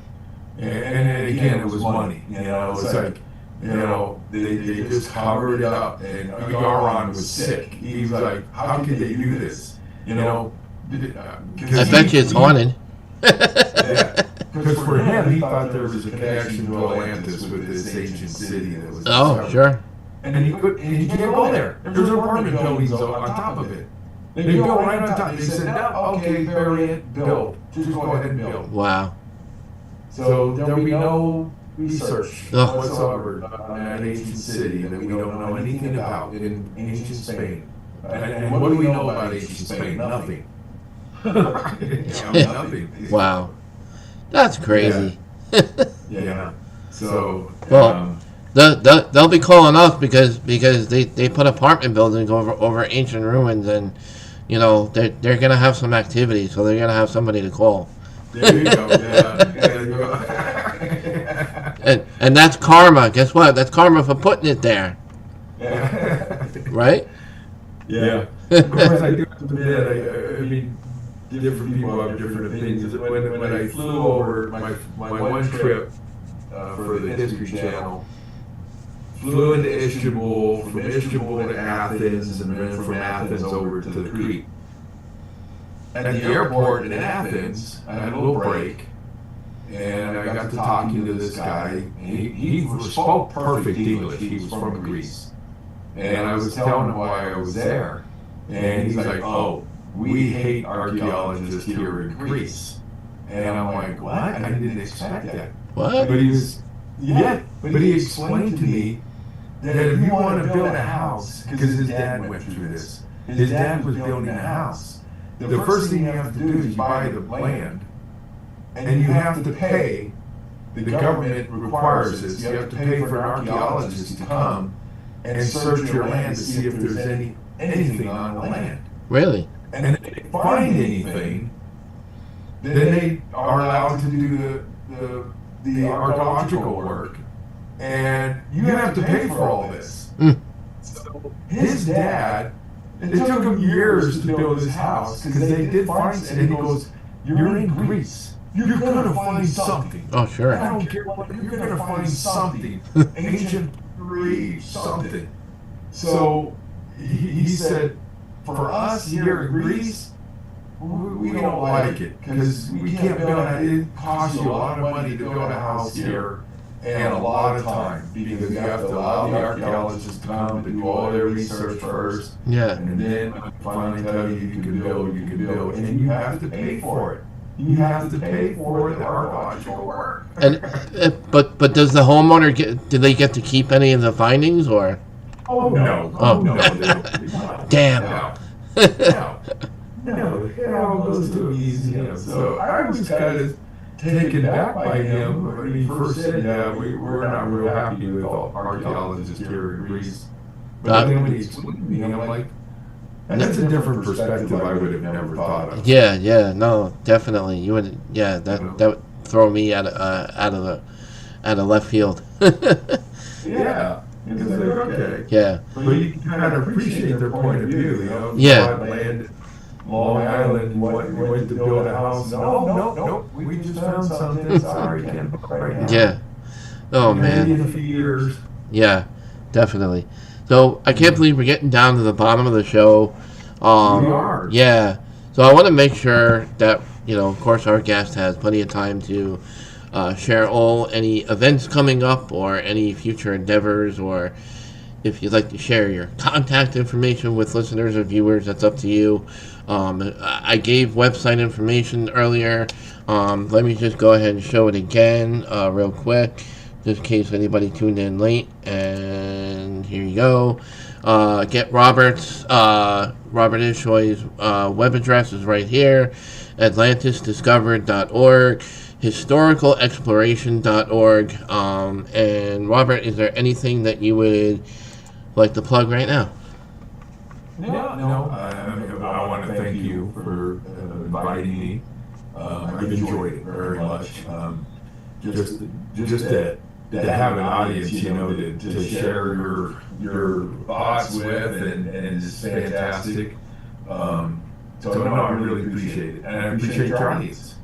Yeah. For taking the time to listen in, and like I said, I'm getting old. My hope is that there'll be some young people that want to go study archaeology and history, and they think, "What? I'm going to take Robert's work and I'm going to dig into it myself." Yeah. And I that'd be fantastic. Yeah. I would hope that happens. Yeah. Well, one thing I would like to ask you is, speaking of young archaeologists, if there was a young person that wanted to take that path in, as a career or their future, what would be some advice or guidance if you could briefly tell a young person that wants to go that way? No, that's good. Good comment. One, be honest. Be honest with yourself and with your research. And that's hard to do because, like I said, you get onto something and we all have our own bias about our own research, but you have to be honest, but also have an open mind. Just don't go by what all the books say. Well, this doesn't fit what somebody wrote 50 years ago. Well, that guy 50 years ago might have been wrong. He might make a discovery that changes his writings 50 years ago. So be honest, but be open-minded and with yourself, and be passionate. I mean,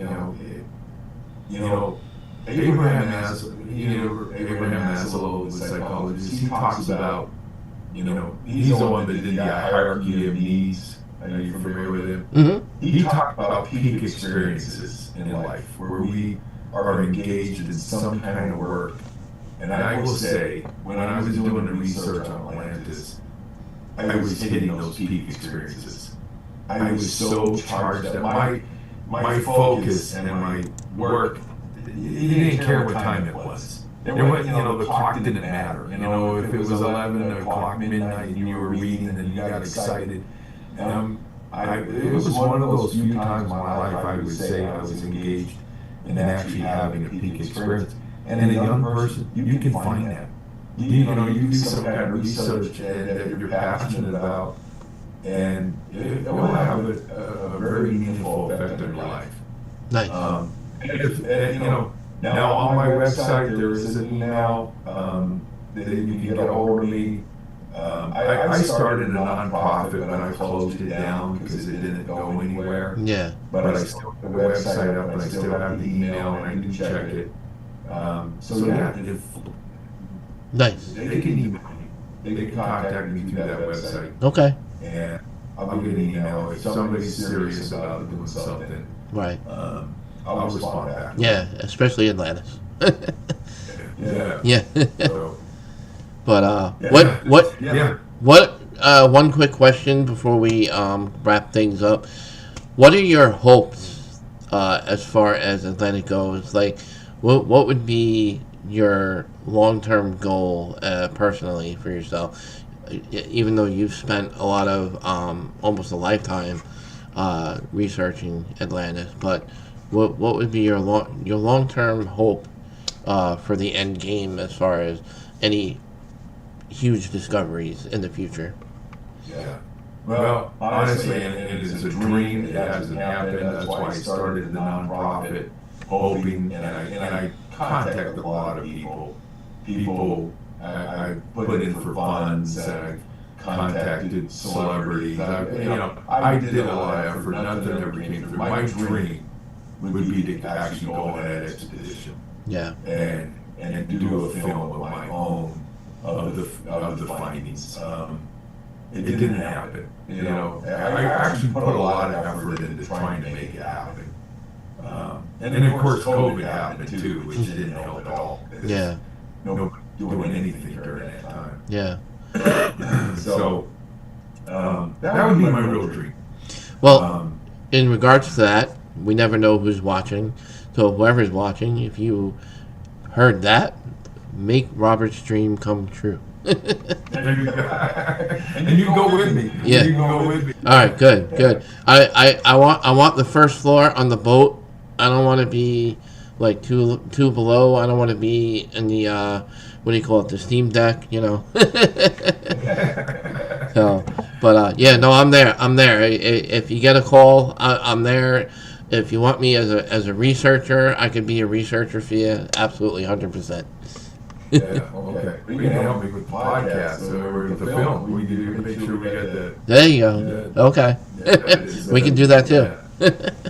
All right, so we're gonna leave. Thank you, Matt. Yeah, no. Call you Matt or Matthew? Well, my mother calls me Matthew, so Matt is good. Okay. All right. So thank you again so much. So stay on with me. I'm just gonna say goodbye to our audience, and then we'll say our goodbyes privately if you don't mind. Okay. All right. So I hope everybody enjoyed this episode of Out of This World podcast. Guys, again, next week, I'm excited to have Andrew Jones, researcher and author. They recently have startling new evidence of satellite radar imagery that they think they've discovered the location of Noah's Ark. They recently made Fox News, if I'm not mistaken, was not long ago in the news, on mainstream news, and he was on being interviewed by them as well. So I'm kind of excited to have him on our podcast because it kind of goes with Out of This World, because those findings would be amazing. So yeah, imagine if we can prove with scientific proof the actual proof of Noah's Ark. You imagine that?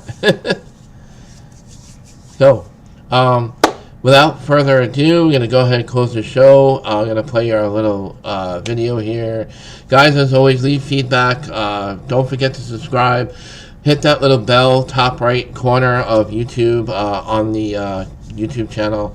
Again, Out of This World podcast show. Out of This World podcast show. There's a few of them out there, so always got to make sure, you guys get the right one. So, guys, have a great night. We'll see you on the next show. Have a good one. And